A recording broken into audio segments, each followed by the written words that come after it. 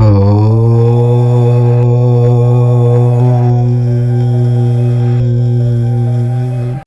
Friends, welcome to our channel. Makar రాశి వారికి బల్లగుద్ది చెప్పుతున్నా, ఈ జూన్ నెల మీ జీవితంలో ఒక మామూలు నెల కాదు. ఇది ఒక సుడిగాలి లాంటి మార్పు తీసుకురాబోతున్న నెల.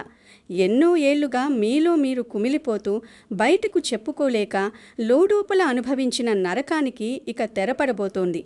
మీ కళ్ళ ముందే మిమ్మల్ని చూసి నవ్విన వాళ్ళు, మిమ్మల్ని అవమానించిన వాళ్ళు, మీ చేతకానితనం అని ఎగతాళి చేసిన వాళ్ళ ఆట ఇక పూర్తిగా ముగిసిపోయింది. కాలం తన చక్రం తిప్పేసింది. శనీశ్వరుడి తీర్పు మొదలైంది. అయితే ఈ అద్భుతమైన మార్పును మీ సొంతం చేసుకోవాలంటే ఈ జూన్ నెలలో మీరు ఒకే ఒక్క పని చేయాలి. ఆ ఒక్క పని చేస్తే చాలు, మీ జీవితం ఎవ్వరూ ఊహించని మలుపు తిరుగుతుంది. కానీ ఇక్కడ ఒక కఠినమైన నియమం ఉంది. ఆ పని చేస్తున్నప్పుడు మీ పక్కన ఎవ్వరూ ఉండకూడదు. కనీసం మీ నీడు కూడా మీకు తెలియకూడదు అనే అంత ఏకాంతంలో ఆ పని చేయాలి.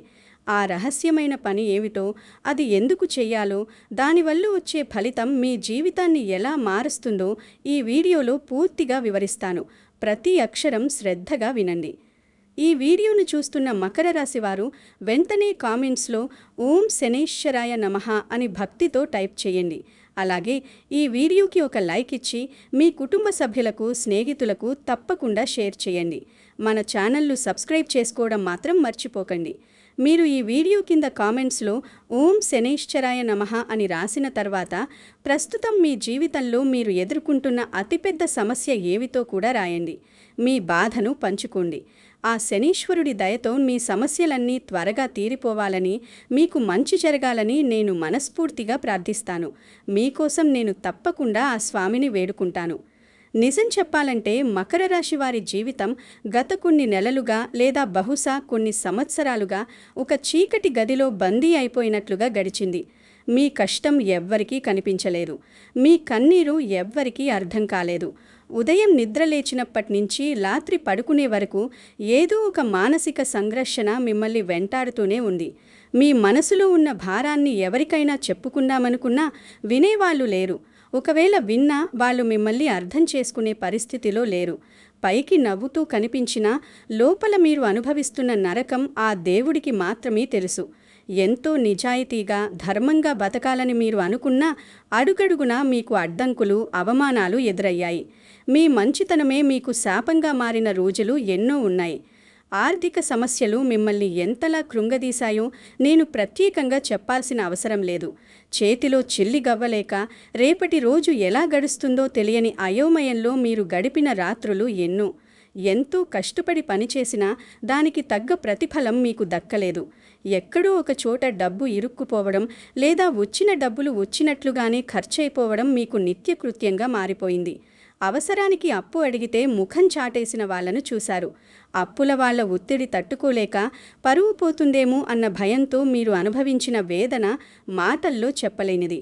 జేబులో డబ్బులు లేక, ఒక చిన్న అవసరాన్ని కూడా తీర్చుకోలేక మీరు పడిన మౌన రోదన మీ ఆత్మకే తెలుసు. చుట్టాలింట్లో ఫంక్షన్ జరిగితే మంచి బట్టలు లేక, బహుమతి ఇవ్వడానికి డబ్బులు లేక మీరు వెళ్లకుండా ఆగిపోయిన సందర్భాలు ఎన్నో ఉన్నాయి. ఒకవేళ వెళ్ళినా అక్కడ మీ ఆర్థిక పరిస్థితిని చూసి వాళ్ళు చులకనగా చూసిన చూపులు మీ గుండెను కోసేశాయి. మీ సొంత కుటుంబంలోనే మీకు దక్కిన గౌరవం ఎలాంటిదో ఒక్కసారి గుర్తు తెచ్చుకోండి. మీరు ఎంత చేసినా, ఇంట్లో వాళ్ల కోసం మీ ప్రారం పెట్టినా చివరకు మీకు దక్కింది నిందలు మాత్రమే. మీ మాటంటే ఇంట్లో ఎవ్వరికీ విలువ లేకుండా పోయింది. ఏ చిన్న తప్పు జరిగినా మీదే బాధ్యత అన్నట్లుగా వేలెత్తి చూపారు. భార్యాభర్తల మధ్య సఖ్యత లోపించి ప్రతి చిన్న విషయానికి గొడవలు రావడం, పిల్లల భవిష్యత్తు గురించి ఆందోళన చెందడం మిమ్మల్ని మానసికంగా తీవ్రంగా కృంగదీశాయి. మీకంటూ ఒక గుర్తింపు లేక ఇంట్లో ఒక పని మనిషిలాగా లేదా ఒక భారాన్ని మోస్తున్న యంత్రంలాగా మారిపోయారు. కనీసం మీ బాధను పంచుకోవడానికి మీ సొంత మనుషులు కూడా మీ పక్కన లేకపోవడం కంటే పెద్ద దురదృష్టం ఇంకేముంటుంది. మీరేమో అందరూ బాగుండాలి, కుటుంబం సంతోషంగా ఉండాలి అని అహర్నిశలు శ్రమించారు. కానీ ఆ కుటుంబం మాత్రం మీ త్యాగాలను కనీసం గుర్తించలేదు. వ్యాపారాల్లో, ఉద్యోగాల్లో మీరు పడిన కష్టం ఎవరికీ కనిపించలేదు. ఉద్యోగం చేసే చోట మీకంటే తక్కువ అనుభవం ఉన్నవాళ్ళు కష్టపడకుండా పైకి ఎదిగిపోతుంటే మీరు మాత్రం ఒకే చోట ఆగిపోయారు. మీ బాస్లు మీ పనిని వాడుకున్నారే తప్ప మీకు సరైన ప్రమోషన్ గానీ గుర్తింపు గానీ ఇవ్వలేదు. ఆఫీసులో రాజకీయాలకు బలయ్యారు. ఇక వ్యాపారం చేసే మకర రాశి వారి పరిస్థితి అయితే మరీ దారుణం. నమ్మి పెట్టుబడి పెడితే భాగస్వాములు మోసం చేశారు. వ్యాపారం కలిసి రాక అప్పులు పెరిగిపోయి చివరకు వ్యాపారం మూసేసుకునే పరిస్థితికి వచ్చారు. ఎంతో నమ్మకంతో మొదలుపెట్టిన పనులు కూడా మధ్యలోనే ఆగిపోయాయి. ప్రతి అడుగులోనూ వైఫల్యమే ఎదురైంది. చేతికి వచ్చిన అవకాశాలు చేజారిపోయాయి. మీకంటే తక్కువ తెలివితేటలున్నవాళ్లు కూడా జీవితంలో స్థిరపడిపోతుంటే మీరు మాత్రం ఇంకా ఎక్కడ వేసిన గుమ్మలి అక్కడి అన్నట్లుగా మిగిలిపోయారు. ఆరోగ్య సమస్యలు, అనవసరమైన భయాలు మిమ్మల్ని నిద్రపోనివ్వలేదు. వయస్సుతో సంబంధం లేకుండా రకరకాల అనారోగ్యాలు మిమ్మల్ని చుట్టుముట్టాయి. ఆస్పత్రుల చుట్టూ తిరిగి మందులు మింగి విసిగిపోయారు. శారీరక బాధ కంటే మానసిక బాధ మిమ్మల్ని ఎక్కువ కుంగదీసింది. ఏదో జరగబోతోంది అన్న అకారణ భయం, భవిష్యత్తు మీద ఆందోళన, ఎప్పుడూ ఏదో ఒక ఒత్తిడి మిమ్మల్ని ప్రశాంతంగా ఉండనివ్వలేదు. రాత్రిపూట నిద్రపట్టక పక్క మీద అటూ ఇటూ దొర్లుతూ కళ్ళలో నీళ్లు తిరుగుతుంటే వాటిని తుడుచుకుని మళ్లీ కళ్ళు మూసుకున్న రోజులు ఎన్నో. గుండెలో ఏదో తెలియని భారం మిమ్మల్ని ఎప్పుడూ నొక్కిపెట్టి ఉంచుతున్నట్లుగా అనిపించింది. కనీసం మనసారా నవ్వి ఎన్ని నెలలైందో మీకే గుర్తులేదు. ఎవరికైతే మీరు ప్రాణమిచ్చి సాయం చేశారో వాళ్లే మిమ్మల్ని నడి రోడ్డు మీద వదిలేశారు. మీ దగ్గర డబ్బున్నప్పుడు, మీకు పలుకుబడి ఉన్నప్పుడు మీ చుట్టూ తిరిగిన వాళ్ళు మీకు కష్టం రాగానే ముఖం చాటేశారు. మీరు నమ్మిన స్నేహితులు, బంధువులు మీకు వెన్నుపోటు పొడిచారు. కష్టకాలంలో వాళ్లకు నేనున్నానని మీరు భుజం తట్టి సాయం చేస్తే మీకు కష్టం వచ్చినప్పుడు మాత్రం కనీసం ఫోన్ చేసి పలకరించే నాథుడు కరువయ్యారు. నమ్మక ద్రోహం ఎంత దారుణంగా ఉంటుందో మీరు స్వయంగా అనుభవించారు. మీరు చేసిన సాయాన్ని మరిచిపోయి పైగా మీ మీద లేనిపోని నిందలు వేశారు. ఆ నిందలు మోస్తూ నిజం నిరూపించుకోలేక మీరు పడిన వేదన వర్ణనాతీతం. మనుషుల నిజస్వరూపం ఎంత భయంకరంగా ఉంటుందో ఈ కాలంలో మీకు బాగా అర్థమైంది. ఎంతోమంది చుట్టూ ఉన్నా మీరు అనుభవించిన ఒంటరితనం మాటల్లో చెప్పలేనిది. 10 మంది మధ్యలో కూర్చున్నా మీ మనసు ఎక్కడో శూన్యంలో విహరిస్తున్నట్లుగా ఉండేది. ఎవరూ మిమ్మల్ని అర్థం చేసుకోరు అన్న భావన మీ మనసులో బలంగా నాటుకుపోయింది. మీకు మీరుగా ఒక గిరి గీసుకుని అందులోనే బతకడం మొదలుపెట్టారు. సమాజానికి భయపడి మీ బాధను బయటకు చెప్పుకోలేక లోపల కుమిలిపోతూ జీవచ్ఛవంలా మారారు. ఈ జీవితం ఎందుకు, ఈ కష్టాలు ఎందుకు అన్న విరక్తి కూడా కొన్నిసార్లు మీకు కలిగింది. భగవంతుడు నన్ను మాత్రమే ఇంతలా పరీక్షిస్తున్నాడు అని గుడికి వెళ్లి దేవుడి ముందు కన్నీళ్లు పెట్టుకున్న క్షణాలు ఎన్నో ఉన్నాయి. ఎవరైతే మిమ్మల్ని చూసి ఇక వీడి పని అయిపోయింది, వీళ్ల బతుకు ఇంతే అని నవ్వారో వాళ్ళందరినీ మీరు మౌనంగా భరించారు. మీ చేతకానితనాన్ని చూసి ఎగతాళి చేసిన వాళ్ల మాటలు మీ చెవుల్లో ఇంకా ప్రతిధ్వనిస్తూనే ఉన్నాయి. మిమ్మల్ని ఒక పనికి మాలిన వాడిగా, సమాజంలో ఎందుకు కొరగానివాడిగా ముద్రవేశారు. కానీ మీ లోపల ఉన్న నిజాయితీ, కష్టపడే తత్వం ఆ దేవుడికి మాత్రమే తెలుసు. మీరు ఎప్పుడూ ఎవరికీ అన్యాయం చెయ్యలేదు, ఎవరికీ చెడు తలపెట్టలేదు. అయినా సరే మీకు ఈ కష్టాలు ఎందుకు వచ్చాయి అని మీరు ఎన్నోసార్లు ప్రశ్నించుకున్నారు. కానీ మకర రాశి వారు అర్థం చేసుకోవాల్సిన ఒక సత్యం ఉంది. భగవంతుడు తన అత్యంత ప్రియమైన భక్తులకే కష్టాలిస్తాడు. ఎందుకంటే వాళ్లను మరింత బలంగా తయారు చేయడానికి. కానీ జూన్ నెల రాబోతోంది. ఇది మీ కష్టాలకు ముగింపు పలికే నెల. ఎన్నో ఏళ్లుగా మీరు అనుభవించిన చీకటి రాత్రికి ఉదయం కాబోతోంది. ఇది నేనేదో మిమ్మల్ని సంతోషపెట్టడానికి చెబుతున్న మాట కాదు, బల్లగుద్ది చెబుతున్న నగ్న సత్యం. గ్రహాల అనుకూలత, ముఖ్యంగా శనీశ్వరుడి సంచారం మకర రాశి వారికి ఈ జూన్ నెలలో అత్యంత అనుకూలంగా మారబోతోంది. ఇన్నాళ్ళు మిమ్మల్ని పరీక్షించిన శనిదేవుడు ఇప్పుడు తన కరుణా కటాక్షాలను మీ మీద కురిపించడానికి సిద్ధమయ్యాడు. మీ ఓపిక, సహనం, నిజాయితీ ఆ స్వామికి కరిగిపోయాయి. ఇక మీ జీవితంలో జరగబోయే అద్భుతాలను చూసి మీరే ఆశ్చర్యపోతారు.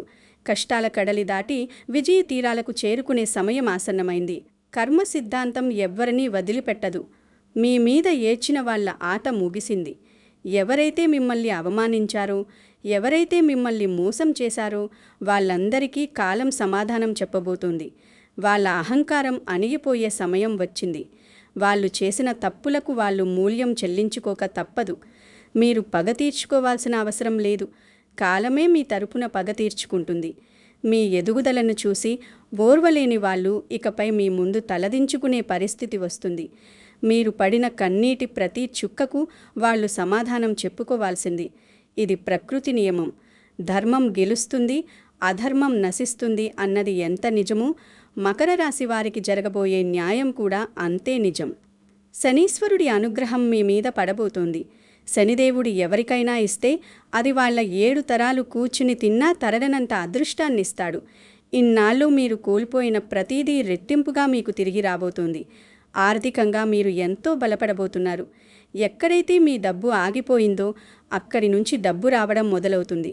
అప్పుల ఊబి నుంచి బయటపడి మీకంటూ ఒక సొంత నిధిని ఏర్పరచుకునే అదృష్టం మీకు దక్కబోతోంది. మీ కుటుంబంలో ఆగిపోయిన శుభకార్యాలు మళ్లీ మొదలవుతాయి. భార్యాభర్తల మధ్య ప్రేమ, అనురాగాలు తెరువుతాయి. పిల్లల భవిష్యత్తు గురించి మీరు కన్న కలలు నెరవేరుతాయి. సమాజంలో మీకు పోయిన పరువు, గౌరవం మళ్లీ దక్కుతాయి. ఒకప్పుడు మిమ్మల్ని చూసి నవ్విన వాళ్లే ఇప్పుడు మిమ్మల్ని చూసి ఆశ్చర్యపోయేలా మీ జీవితం మారబోతోంది. జీవితంలో ఒక పెద్ద మార్పు తలుపు తట్టబోతోంది.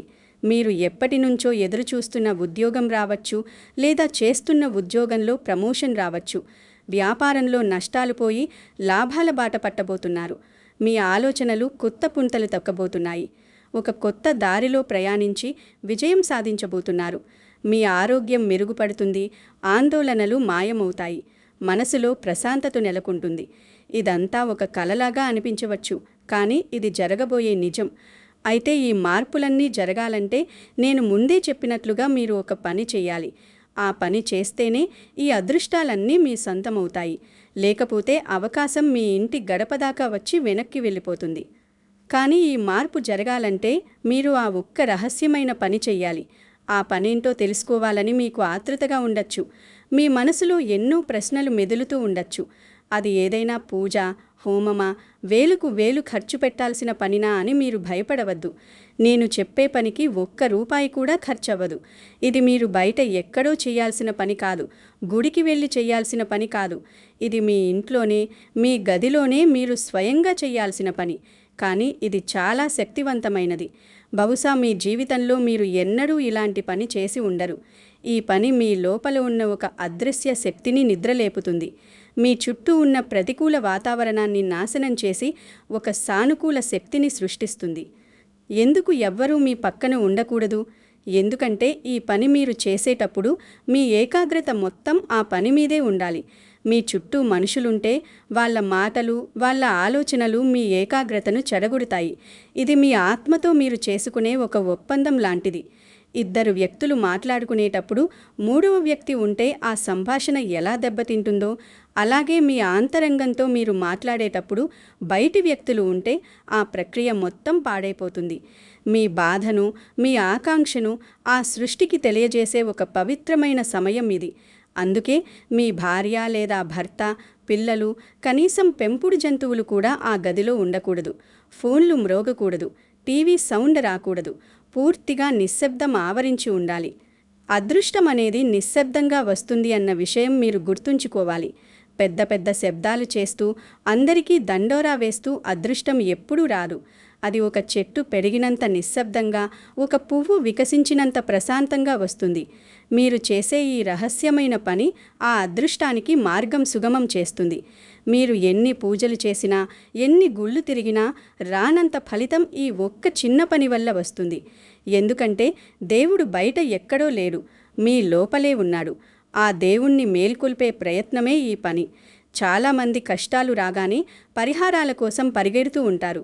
కానీ నిజమైన పరిహారం ఏంటో వాళ్లకు తెలియదు. మీ కర్మలు మారాలంటే ముందు మీ లోపల మార్పు రావాలి. ఆ మార్పుకు నాంది ఈ రహస్య ప్రక్రియ. నిజమైన విజయం లోపల మొదలవుతుంది. మీరు బయట ప్రపంచంలో గెలవాలంటే ముందు మిమ్మల్ని మీరు గెలవాలి. మీ భయాలను, మీ అభద్రతా భావాలను జయించాలి. మీరు ఒకప్పుడు ఎలా ఉండేవారో ఆ ధైర్యం, ఆ తెగువ మళ్ళీ మీలోకి రావాలి. ఈ రహస్య పని మీలో ఆ పాత మనిషిని నిద్రలేపుతుంది. మీ మెదడులో ఉన్న ప్రతికూల ఆలోచనలన్నింటినీ తుడిచేసి ఒక కొత్త ఉత్తేజాన్ని ఇస్తుంది. ఒక యోధుడు యుద్ధానికి వెళ్లే ముందు ఆయుధాలకు పదును పెట్టినట్లుగా ఈ జూన్ నెలలో మీ జీవిత యుద్ధంలో గెలవడానికి మీ మనసుకు మీరు పదును పెట్టబోతున్నారు. ఎవరైతే తమను తాము తెలుసుకుంటారో వాళ్ళకి ఆ శనీశ్వరుడి ఆశీస్సులు దక్కుతాయి. శనిదేవుడు నిజాయితీని, ఆత్మవిమర్శను ఎంతో ఇష్టపడతాడు. ఇక రహస్యమైన పనేమిటో చెప్పబోతున్నాను. చాలా జాగ్రత్తగా వినండి. ఈ జూన్ నెలలో ఏదో ఒక రోజు మీకు వీలైన సమయం చూసుకోండి. అది ఉదయమైనా, మధ్యాహ్నమైనా, రాత్రి అయినా పర్వాలేదు. కానీ నేను మళ్ళీ మళ్ళీ చెబుతున్నాను, ఆ సమయంలో మీ పక్కన ఎవరూ ఉండకూడదు. ఒక ప్రశాంతమైన గదిలోకి వెళ్ళండి. తలుపులు వేయండి. మీ మొబైల్ ఫోన్ స్విచ్ ఆఫ్ చేయండి. బయటి ప్రపంచంతో మీకు ఎలాంటి సంబంధం ఉండకూడదు. ఒక 10 నిమిషాల పాటు కళ్ళు మూసుకుని శ్వాస మీద ధ్యాస పెట్టి మీ మనస్సును పూర్తిగా ప్రశాంతంగా మార్చుకోండి. మీ మెదడులో ఉన్న ఆలోచనలన్నింటినీ పక్కన పెట్టేయండి. ఏమీ ఆలోచించవద్దు. కేవలం మీ శ్వాసను మాత్రమే గమనించండి. ఇప్పుడు ఒక పూర్తిగా స్వచ్ఛమైన తెల్ల కాగితం, ఒక పెన్ను తీసుకోండి. ఆ కాగితం మీద మీరు 3 విషయాలు చాలా స్పష్టంగా మీ మాతృభాషలో మీకు అర్థమయ్యేలా రాయాలి. మొదటిది ఏమిటంటే, గతం నుంచి మీరు వదిలేయాలనుకుంటున్న మీ జీవితంలోని అతిపెద్ద బాధ లేదా సమస్య ఏమిటి అన్నది స్పష్టంగా రాయండి. అది అప్పుల బాధ కావచ్చు, అనారోగ్యం కావచ్చు, అవమానం కావచ్చు, ఎవరి గురించైనా ఉన్న కోపం కావచ్చు. మీ గుండెను తొలిచేస్తున్న ఆ అతిపెద్ద భారాన్ని ఆ కాగితం మీద అక్షరాల రూపంలో దించేయండి. రాస్తున్నప్పుడు మీ కళ్ళల్లో నీళ్లు వచ్చినా పర్వాలేదు, ఏడవండి. కానీ ఆ బాధను పూర్తిగా కాగితం మీద పెట్టేయండి. రెండవది, ఈ జీవితంలో మీరు సాధించాలనుకుంటున్న అతిపెద్ద కళ లేదా లక్ష్యం ఏమిటో రాయండి. అది ఒక ఇల్లు కట్టుకోవడం కావచ్చు, ఉద్యోగం సాధించడం కావచ్చు, వ్యాపారంలో ఎదగడం కావచ్చు, లేదా మీ పిల్లల భవిష్యత్తు కావచ్చు. మీ హృదయ లోతుల్లో ఉన్న ఆ బలమైన కోరికను ఎటువంటి సందేహం లేకుండా దేవుడు అడిగితే ఏమి వరం కోరుకుంటారు అంతే స్పష్టంగా రాయండి. రాస్తున్నప్పుడు ఆ కల నెరవేరినట్లుగా మీ మనసులో భావించుకోండి. ఆ సంతోషాన్ని అనుభవించండి.